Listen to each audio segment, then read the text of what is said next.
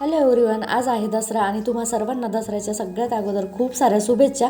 आज दसरा असल्यामुळे गावात फुलं घेण्यासाठी निघाले आणि बाहेर निघताच बघितलं तर बाबा सगळीकडे फुलं दिसत होती. तर मलाही काही फुलं घ्यायची होती. जिथे नजर जाईल ना तिथे फुलं दिसत होती. मी घरासाठी, गाड्यांसाठी वगैरे असं हार बनवण्यासाठी काही फुलं घेतली. त्यानंतर घरी आल्यानंतर म्हटलं चला देवी मातेची घट हलवण्याच्या अगोदर एकदा आरती करून घेऊ. तर अगोदर आरती करून घेतली. त्यानंतर कापूर आरतीसुद्धा झाली आणि घट वगैरे हलवायचं जे आहे ना तर ते आरती झाल्याच्या नंतरच. अगोदर तर तुम्ही बघू शकता फुलोरा वगैरे बांधलेला होता.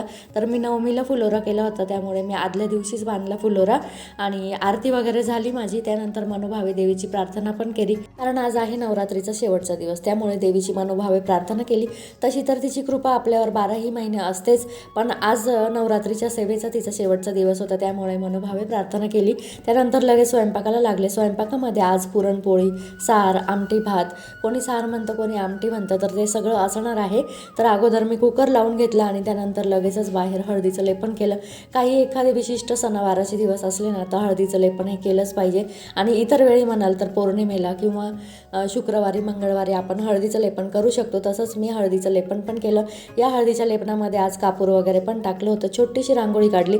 दरवर्षी नवरात्रीला माझी खूप छान रांगोळी असते, पण ती साक्षी काढते, तर यावेळेस मलाच सगळं करायचं होतं. त्याच्यामुळे मी एकदम छोटीशी, जशी मला वेळेअभावी जमेल तशी रांगोळी काढली. त्यानंतर बाहेर तोरण वगैरे बांधून घेतलं. दरवाजाला फुलं आणली होती, त्यापैकी आंब्याचा डगळा जो होता तो पण लावला आणि आपट्याची पानं फुलांच्या माळेच्या मध्ये टाकून घेतली. आणि बघा, एवढं सगळं झाल्यानंतर आपला दरवाजा असा सुशोभित आणि छान सिंपल असा दिसतो आहे. त्यानंतर लगेचच पुन्हा उर्वरित स्वयंपाकाला लागले. तर तळणमळण झाल्याशिवाय तर काही स्वयंपाकाची मजाच नाही सणाच्या.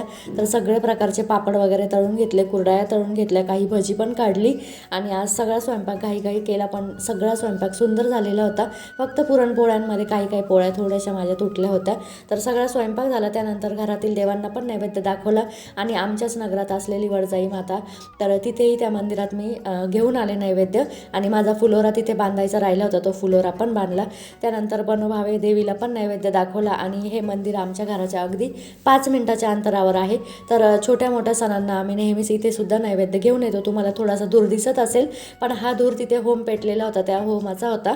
तर चला आता देवीला मनोभावे प्रार्थना वगैरे करते आणि आता घरी गेल्यानंतर जेवण वगैरे करू. उपवास सोडल्यानंतर मग पुन्हा थोडासा आराम करून आणि संध्याकाळची वेळ झाली. संध्याकाळी आमच्या इथे तळी भरण्याची प्रथा आहे. तर तुमच्या इथे पण आहे का ही प्रथा? तर असेल तर मला कमेंट सेक्शनमध्ये नक्की सांगा.